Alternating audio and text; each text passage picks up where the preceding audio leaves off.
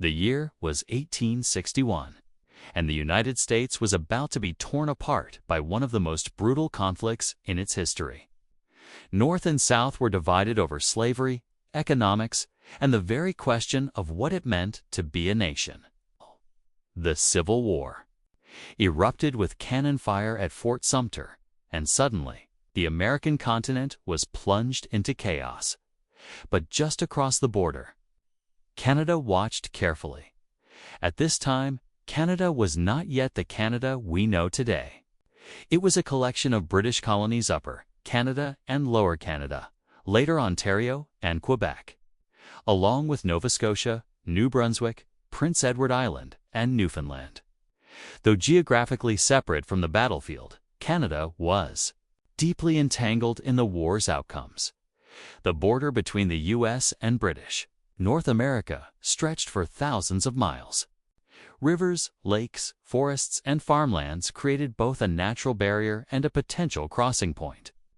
This vast boundary became a lifeline for enslaved African Americans fleeing north, a staging ground for Confederate spies, and a nervous line of defense for British and Canadian officials wary that the conflict might spill over. Though technically neutral, Canada was in a precarious spot. The British Empire controlled Canada, and Britain had economic interests tied to both the Union and the Confederacy. The cotton trade linked British mills to southern plantations, while northern industries fueled British markets. Britain's Balancing Act meant that Canada, as a colony, could not ignore the war brewing just next door. Imagine the tension. Towns along the border like Windsor, Ontario, and Niagara Falls could hear gunfire across the river, see smoke from raids, and witness soldiers and spies slipping in and out. The war was closer than Canadians were comfortable with. For enslaved people seeking freedom. Canada represented the Promised Land. The Underground Railroad, a clandestine network of safe houses and guides, stretched from the Deep South to the Great Lakes. Once across the border into Canada, freedom was guaranteed. Canadian soil meant safety from slave catchers and U.S. laws like the Fugitive Slave Act, which threatened escapees even in the northern states. Canada was also a haven for others deserters, draft dodgers, businessmen, spies, and political operatives. All found ways to use Canadian territory during the Civil War years. Canadians worried about being dragged into the war. Newspapers warned that Confederate agents could launch raids from Canadian soil, dragging the colonies into American retaliation.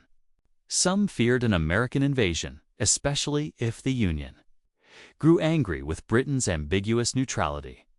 British troops were stationed in Canada, forts reinforced, and naval ships kept watch in Halifax. The looming question hung in the air. Would Canada remain on the sidelines, or would it be pulled into America's bloodiest war? This was the backdrop against which Canada's secret role unfolded. A story of refuge and espionage, fear and survival, and the transformation of a northern neighbor living in the shadow of war. Before the cannons thundered at Fort Sumter in 1861, before Union and Confederate soldiers clashed in the blood-soaked fields of Antietam and Gettysburg, Canada lived in a world of its own rhythms. But this world was far from untouched by the turbulence. Building to the South, Canada in the mid-19th century was not yet the unified nation we know today.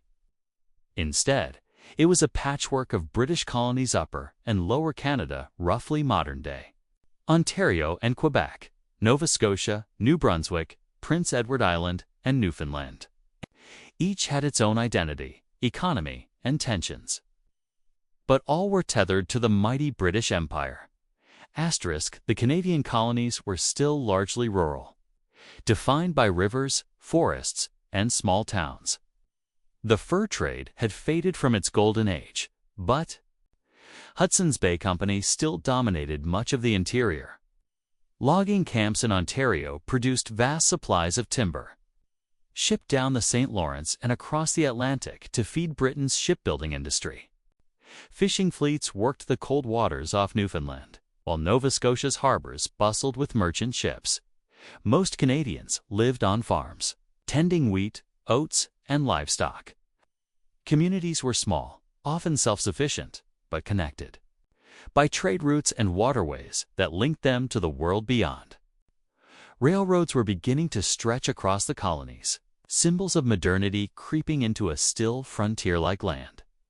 Asterisk life in pre-war Canada may have seemed quiet, but beneath the surface, divisions ran deep.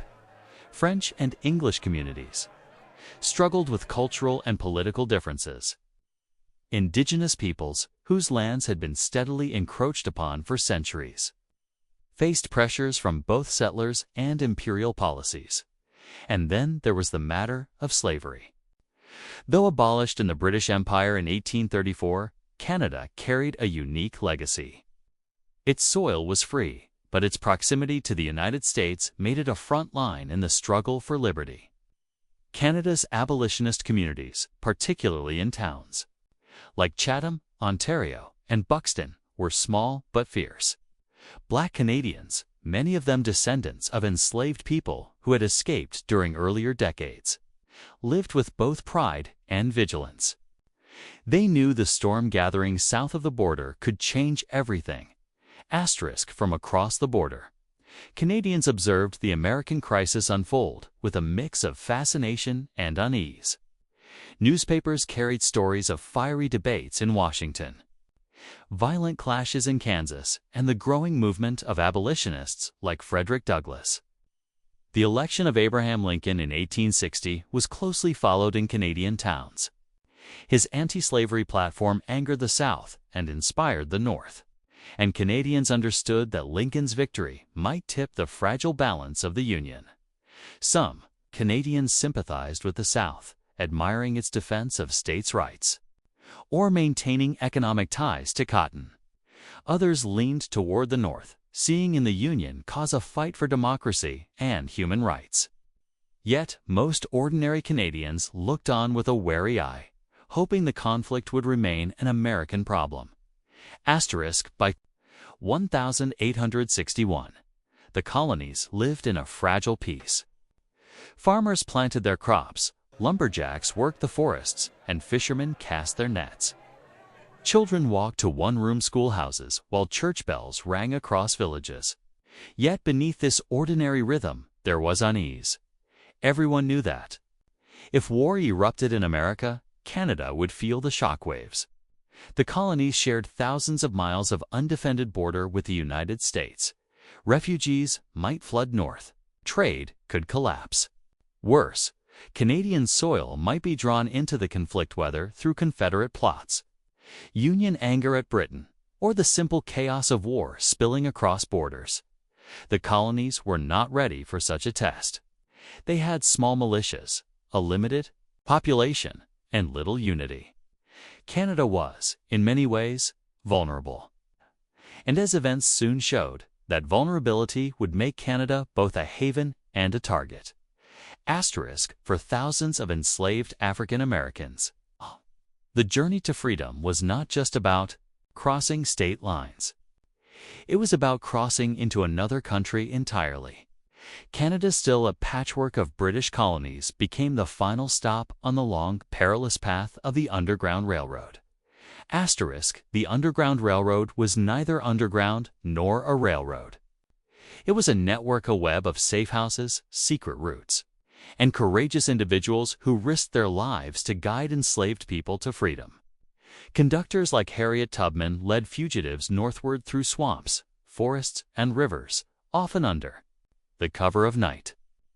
Every safe house was called a station, every helper a conductor, and every traveler a passenger. By the mid-1800s, this network stretched into the very heart of Canada. Once fugitives crossed the border, they were free beyond the reach of slave catchers and the oppressive laws of the United States. Asterisk, Canada's role as a sanctuary was cemented after the passage of the Fugitive Slave Act of 1850, which gave American slaveholders the legal right to pursue escaped slaves even into free northern states. Nowhere in the U.S. was truly safe. But across the border in Canada, British law guaranteed freedom. Once a person stepped onto Canadian soil, slavery had no legal claim over them. The result was a wave of migration. Historians estimate that between 30,000 and 40,000 African Americans escaped into Canada before and during the Civil War. Towns like Windsor, Chatham, Buxton, and St. Catharines became havens. Their populations enriched by families who had risked everything to be free.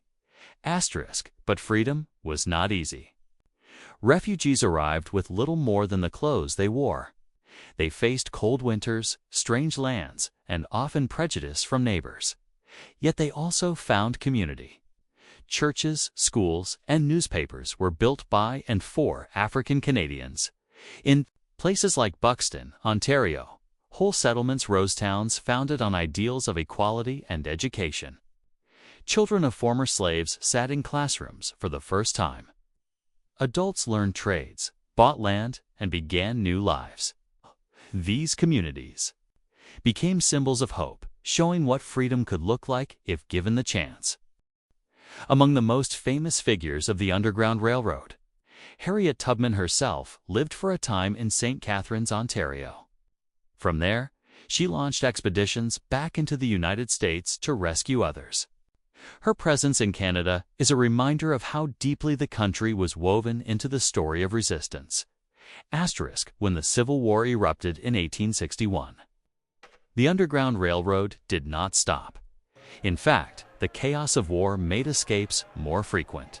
Enslaved people used the confusion to flee north, slipping past weakened patrols, sometimes aided by Union soldiers, sometimes risking everything on their own. Canada became both a refuge and a base of activism. Black Canadians formed associations, raised money, and gave speeches supporting the Union cause. They knew the war's outcome would determine the fate of millions still enslaved. Not everyone welcomed the refugees. Some Canadians resented the influx, fearing competition for jobs or harboring racist views. American slave catchers sometimes crossed the border illegally, sparking tense confrontations. Canadian officials had to tread carefully, balancing the rights of refugees with the risk of angering their powerful southern neighbor. Still, the Underground Railroad left a permanent mark on Canada. It was a chapter of moral courage, human struggle, and quiet triumph. For thousands of men, women, and children, Canada was not just a place on the map. It was freedom itself. And as the war raged further south, Canada's role as a sanctuary would increasingly pull it into the orbit of America's greatest conflict. While enslaved people crossed rivers and forests under the cover of night, while Union and Confederate soldiers bled on battlefields to the south, the Canadian colonies faced a different kind of battle, a political struggle to define their place in a world being reshaped by war. In the early 1860s, Canada was not a single country, but a patchwork of British North American colonies. Upper Canada, Ontario, and Lower Canada, Quebec, were united as the Province of Canada, while Nova Scotia, New Brunswick, Prince Edward Island, and Newfoundland governed themselves under separate colonial administrations. All were tied to Britain, but each had its own priorities, economies, candies about the future. The Civil War forced these colonies to confront a stark question: what if America turned its anger northward? Many Canadian politicians remembered the War of 1812, when American armies had invaded British North America. The border was long, undefended, and impossible to secure with the small colonial militias then available. If the Union decided to punish Britain for perceived Confederate simply sought to expand its territory, the colonies could be easy targets. This fear shaped Canadian politics in profound ways. It encouraged talk of unity among the colonies, planting seeds for Confederation just a few years later.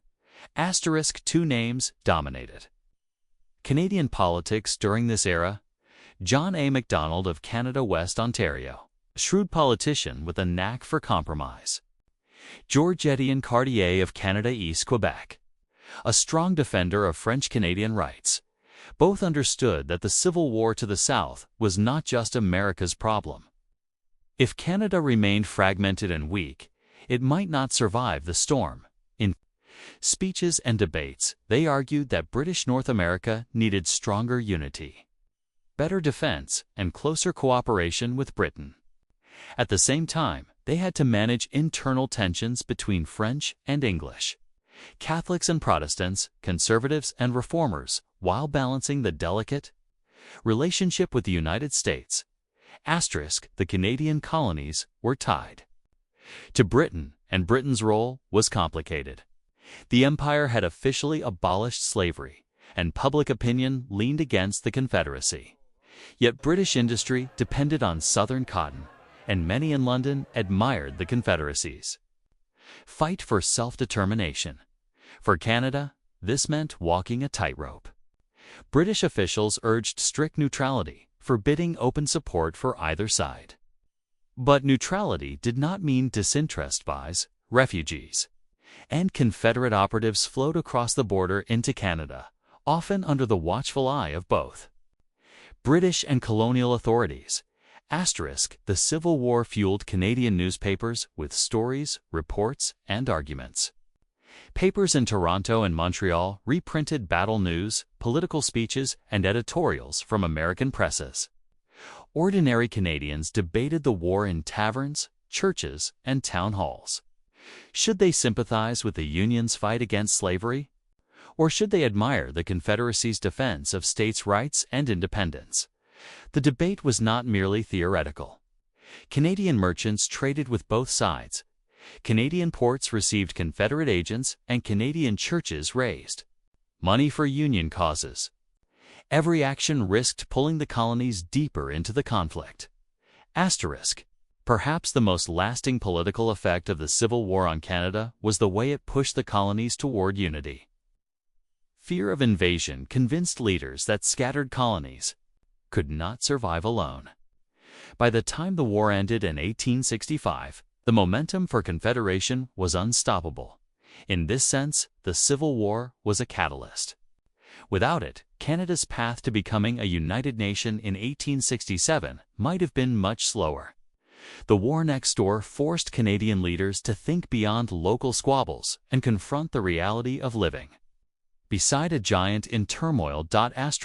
War was raging in Virginia, Tennessee, and Georgia. But the battlefields of muskets and cannons were not the only front of the American Civil War. There was also a shadow war, one of spies, secret meetings, coded messages, and covert operations. And Canada, sitting quietly to the north, became one of its most unlikely stages. For Confederate agents, Canada was a perfect base of operations. The colonies were technically neutral, meaning Confederate officials could not openly organize there. But Canada's proximity to the United States, thousands of miles of border, dotted with lakes, rivers, and towns, made it an ideal launching pad for secret missions. Montreal, Toronto, Halifax, and Windsor became safe havens for Confederate operatives. These cities provided what the South desperately needed: a place close enough to strike at the Union, but far enough to be shielded by Britain's neutrality. The Confederate Secret Service set up networks in Canadian cities, where agents gathered intelligence, raised money, and plotted sabotage. These operatives mingled with Canadian merchants, stayed in boarding houses, and held whispered conversations in taverns and hotels. In Montreal especially, Confederate spies moved with surprising boldness. They were welcomed by sympathetic Canadians who admired their cause, as well as by opportunists who saw profit in aiding them. Some of these agents carried large sums of Confederate gold, which they used to finance operations and bribe collaborators. The Confederate agents' plans ranged from daring to desperate: raids across the border to rob banks and fund their operations, plots to burn northern cities, including New York and Boston, efforts to release Confederate prisoners of war held in Union camps, spreading propaganda to stir anti-war sentiment in the North. Some of these plots succeeded in part. Others collapsed in failure or were foiled by Union detectives. But what united them all was the fact that Canada served as their launching ground. Not all Canadians approved of these activities. Many feared that allowing Confederate operatives free rein would provoke Union retaliation. Canadian newspapers occasionally reported on suspicious figures in Montreal or Toronto, warning that their presence could bring unwanted attention. British officials, too, grew nervous. London had ordered strict neutrality, and Confederate espionage in Canada risked making the colonies appear complicit in the rebellion. Still, enforcement was difficult. The spies operated in shadows, and the line between a Southern refugee and a Southern agent was often thin. The Union government was well aware of Confederate activity in Canada. U.S. consuls in Canadian cities sent back reports of suspicious meetings and coded letters. Union detectives crossed into Canada to follow suspects, sometimes clashing with local authorities who resented American interference. Tensions simmered. At any moment, a Confederate plot hatched in Canada could ignite a diplomatic crisis. And as the war dragged on, that possibility became all too real. For Canada, this espionage war was deeply unsettling. The colonies were not meant to be battlegrounds. Yet here they were caught in the crossfire of America's great conflict. Hotels in Montreal might host Confederate conspirators while Union agents lurked nearby, watching. Small towns on the border saw suspicious travelers moving at night. Their true loyalties hidden. Though there were no major battles fought on Canadian soil, the espionage war made it clear. The Civil War had crossed the border, and Canada, whether ready or not, was part of the story. It was October 19, 1864. The Civil War was entering its fourth bloody year. In the small Vermont town of St. Albans, life moved at a quiet pace. St. Albans was known for its churches, banks, and its position as a hub for the Central Vermont Railway. The townspeople had little reason to think they would ever be touched by the war raging hundreds of miles to the south. But that day, St. Albans would become the unlikely target of one of the boldest Confederate plots of the entire conflict.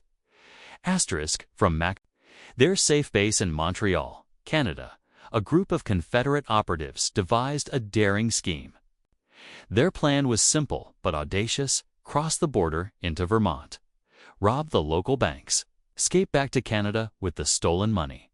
The raid would not only provide much-needed funds for the Confederacy, but it would also spread fear in the North by showing that the war could touch even the quietest corners of Union territory. On that chilly October afternoon, about 20 Confederate raiders slipped into St. Albans disguised as ordinary travelers. Some posed as hunters, others as businessmen. At a prearranged moment, they drew revolvers and declared they were Confederate soldiers. The raiders split into groups, storming the First National Bank, the Franklin County Bank, and the St. Albans Bank. Clerks and townspeople were forced at gunpoint to hand over cash. In total, the raiders seized more than $200,000 a fortune at the time. The attack turned violent. Shots were fired in the streets. One local man was killed, and others were wounded as the raiders tried to control the panicked townspeople. Then, as quickly as they had struck, the Confederates mounted their horses and fled north toward the Canadian border. Word spread rapidly. Armed locals formed posses and gave chase. Telegraph wires carried the shocking news across Vermont and into Washington. For Union leaders, the raid was proof of what they had long feared. Canada was being used as a base for Confederate terrorism. The raiders, however, made it across the border into Canada. There, they were arrested by Canadian authorities. But instead of being extradited to the United States, they were put on trial in Montreal. The trials of the St. Albans raiders became an international sensation. American officials demanded their return, furious that Confederate soldiers could attack their towns and then find safety in Canada. But Canadian courts ruled that the raiders were military men acting under orders, not common criminals. Because Canada was technically neutral, it could not extradite them for acts of war. While some of the stolen money was returned, most of the raiders eventually went free. The St. Albans raid nearly triggered a diplomatic crisis. American newspapers demanded retaliation against Canada. Some Union politicians called for military action if Britain could not control its colony. The Lincoln administration, already stretched thin by the war, treaded carefully but lodged strong. Protests with Britain. For Canadians, the raid was terrifying. If Confederate agents could launch attacks from Canadian soil, would the Union Army march north in reprisal? Towns along the border braced for the worst. The raid revealed just how vulnerable Canada was to being dragged into America's conflict. The St. Albans raid symbolized Canada's impossible position. As a British colony, it could not openly support the Union or the Confederacy. Yet, by harboring Confederate operatives, willingly or not, Canada risked the wrath of the Union. In the end, the raid faded as the Civil War turned toward its bloody conclusion in 1865. But the memory of that October day lingered. For Canadians, it was a reminder that they lived in the shadow of a war that could spill across the border at any moment. For Americans, it was a bitter example of how the Confederacy had used Canada as a shield. As the war dragged on, not only Union soldiers and runaway slaves looked northward, so too did Confederate spies. By 1863, Canada had become a haven for Confederate secret agents. The British colonial authorities, maintaining neutrality, allowed Southerners to establish operations in places like Montreal and Toronto. One of the most infamous episodes was the St. Albans raid of October 1864, when Confederate raiders operating out of Canada crossed into Vermont, robbed banks, killed civilians, and fled back over the border. This created international tension between the United States and Britain. Union diplomats in Canada kept careful watch, filing reports of Confederate agents plotting sabotage, including schemes to free Confederate prisoners in the North and even burn New York City. Canada was no longer just a refuge, it was a front line in the shadow war. While British officials did not officially condone these plots, their tolerance of Confederate activities stirred anger in Washington. It highlighted the fragile balance Canada maintained, protecting neutrality, while housing men who actively worked against the Union cause. Canada was far from united in its feelings about the American Civil War.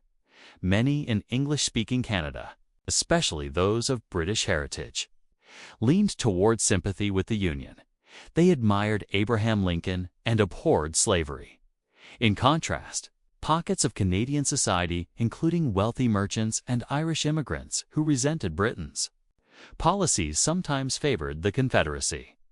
Southern cotton was an economic lifeline for many, and Confederate sympathies were not uncommon in certain business circles. Newspapers in Canada reflected this division. Some published editorials celebrating Union victories like Gettysburg, while others quietly expressed hope that the South might prevail and weaken American dominance on the continent. This mixture of sympathies meant Canada remained a contested ground not just for runaways and spies, but for public opinion itself. The Civil War divided hearts in Canada almost as much as it did in the United States. As the Civil War dragged on, Canada became more than just a refuge for runaway slaves and Northern sympathizers. It also turned into a secret haven for Confederate agents. Many Southerners saw Canada as a neutral ground where they could regroup, plot, and even attempt to turn the tide of the war through espionage and sabotage. Confederate operatives set up shop in cities like Montreal and Toronto, using them as bases for secret missions. Some planned raids across the border into Union territory, while others tried to destabilize the North economically.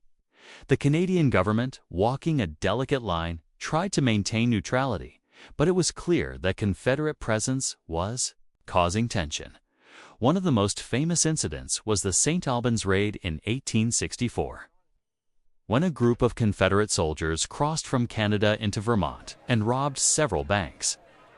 They then fled back to Canada, where they sought protection under British law.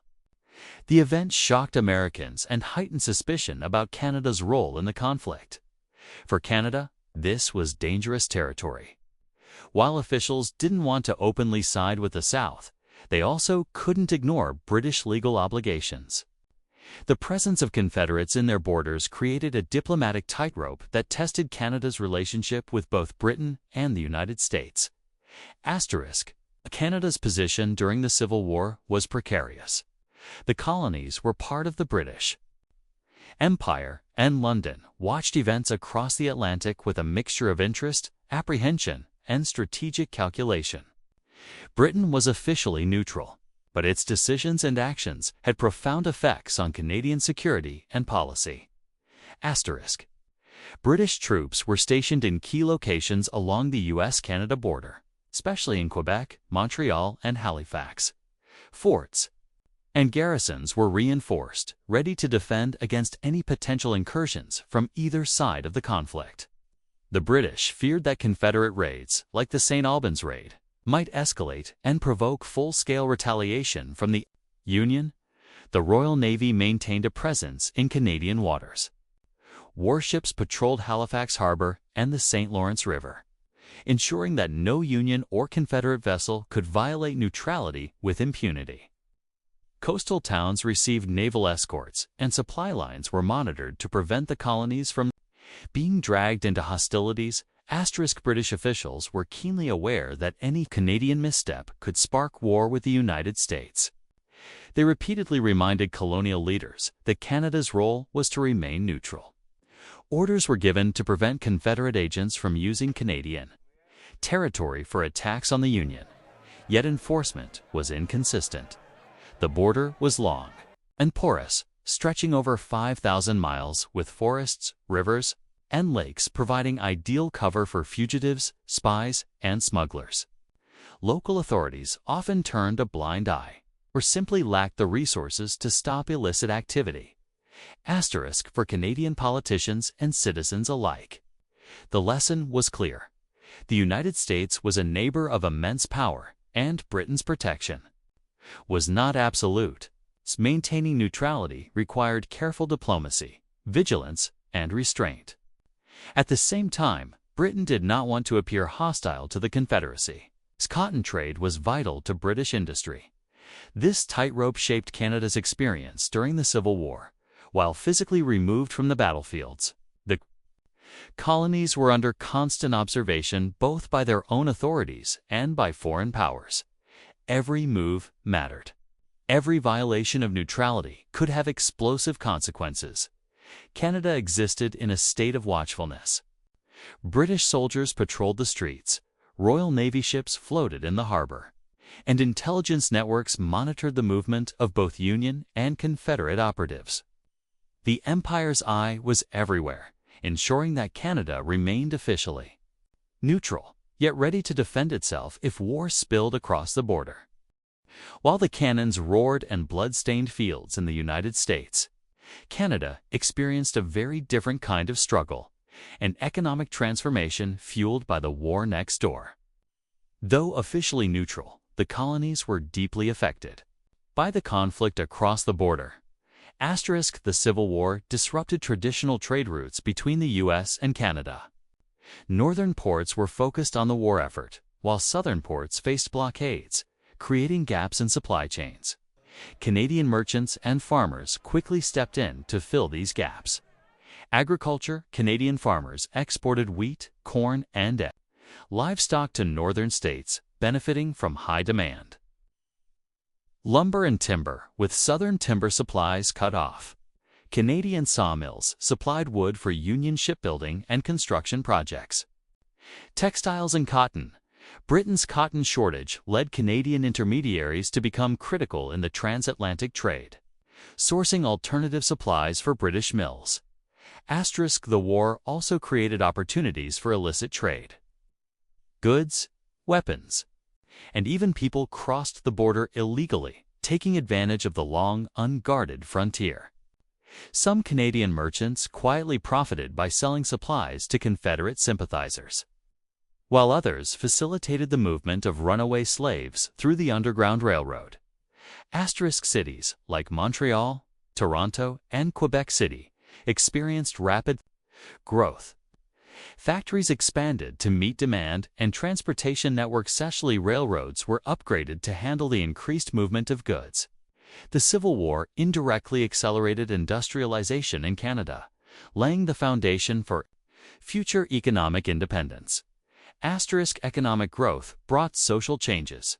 New job opportunities attracted immigrants, and urban centers became melting pots of languages, cultures, and political ideas. At the same time, inequality and labor tensions emerged, as wealth from wartime trade was unevenly distributed. Canadians began to see themselves not merely as British subjects, but as participants in a global economic system influenced heavily by the conflict to the south. Canada's economy was thus a story of adaptation and opportunity. The Civil War disrupted the familiar, but for those willing to seize it, it was a time of unprecedented prosperity and strategic importance. Amid the chaos of the U.S. Civil War, Canada became a beacon of hope for thousands of enslaved African Americans fleeing bondage. The Underground Railroad, vast clandestine network of escape routes and safe houses, brought countless freedom seekers to Canadian soil, transforming the colonies into a sanctuary for those seeking liberty. Escaping. Slaves faced a perilous journey through forests, rivers, and mountains, often traveling by night to avoid capture. Many relied on coded messages, secret signals, and the guidance of abolitionists. Reaching Canada meant stepping into a land where slavery was outlawed, but the path was fraught with danger. Key crossing points. Border towns such as Niagara Falls, Windsor, and Amherstburg became critical entry points for freedom seekers. Canadian helpers, local Quakers, Black communities, and sympathetic settlers provided food, shelter, and guidance, ensuring that fugitives could rebuild their lives. Once in Canada, escaped slaves faced the challenges of adapting to a new society. Though legally free, they often contended with prejudice and economic hardship. Nevertheless, Canadian settlements such as Buxton, Dawn, and Chatham flourished as self-sufficient communities, offering education, employment, and religious freedom. The arrival of escaped slaves enriched Canadian culture and contributed to its social fabric. Black Canadians played essential roles in trade, agriculture, and civic life. Their presence also strengthened the moral and political argument against slavery within the British Empire, solidifying Canada's image as a refuge of liberty and human dignity. For colonial authorities, the influx of refugees required careful management. Britain had abolished slavery decades earlier, and Canada's role as a safe haven aligned with imperial policy. Yet officials also had to balance diplomatic relations with the United States, ensuring that their protection of freedom seekers did not provoke hostilities along the border. Canada's involvement in the Underground Railroad symbolized the moral dimensions of neutrality. While physically removed from the battlefields, the colonies became a moral front line, offering sanctuary, hope, and the promise of freedom to those who had risked everything to escape slavery. While Canada officially remained neutral during the U.S. Civil War, the proximity to a war-torn neighbor meant that the colonies could not remain entirely insulated from conflict. Cross-border tensions and raids occasionally disrupted life, revealing the precarious balance between neutrality and involvement. Confederate agents and sympathizers occasionally used Canadian territory as a base for operations against the Union. The St. Albans Raid, 1864, perhaps the most infamous incident. Confederate raiders crossed from Canada into Vermont, robbing banks and attempting to escape back across the border. The event sparked outrage in the United States and heightened diplomatic tensions, forcing Canadian authorities to strengthen border security.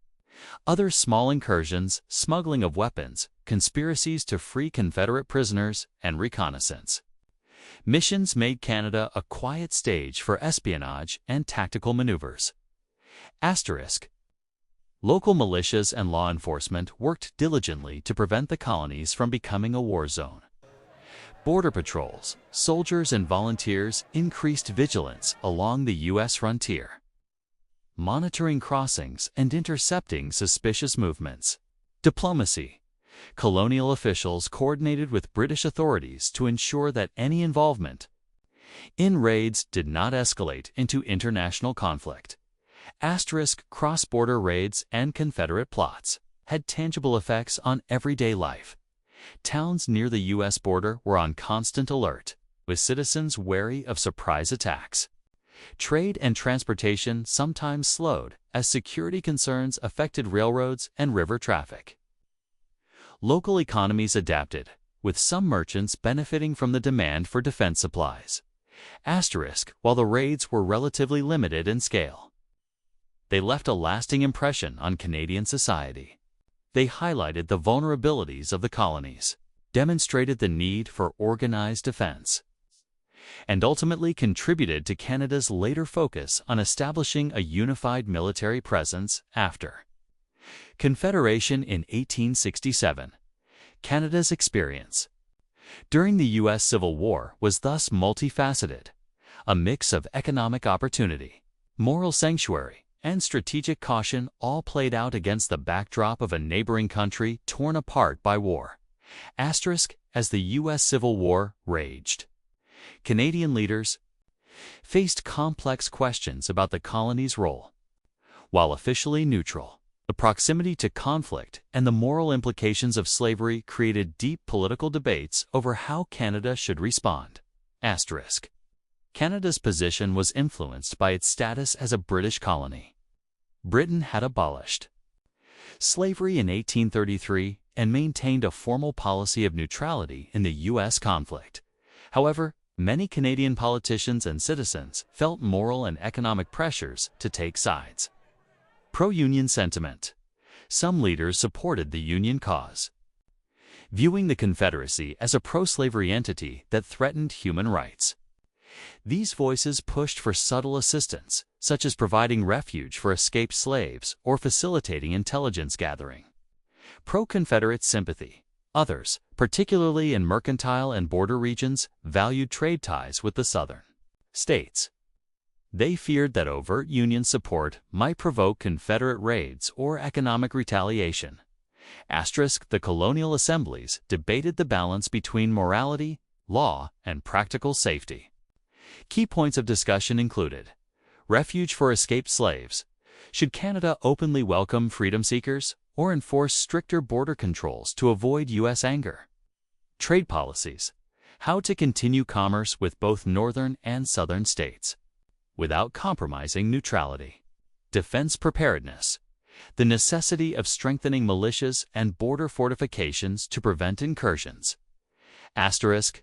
News from the U.S. reached Canadian newspapers daily, fueling public debate. Town meetings, pamphlets, and sermons often highlighted the moral dimension of slavery versus the pragmatic need to avoid war. Canadians were deeply engaged, understanding that neutrality did not mean indifference. Asterisk. Ultimately, Canada maintained formal neutrality while providing humanitarian assistance. This delicate balance preserved the colony's safety, upheld British foreign policy, and positioned Canada as a moral refuge, especially for escaped slaves seeking freedom. Asterisk. These debates shaped Canadian identity, emphasizing principles of justice, humanitarianism, and careful diplomacy. The lessons of this period informed Canada's later approach to international conflicts and the establishment of a national consciousness focused on ethical governance. Asterisk.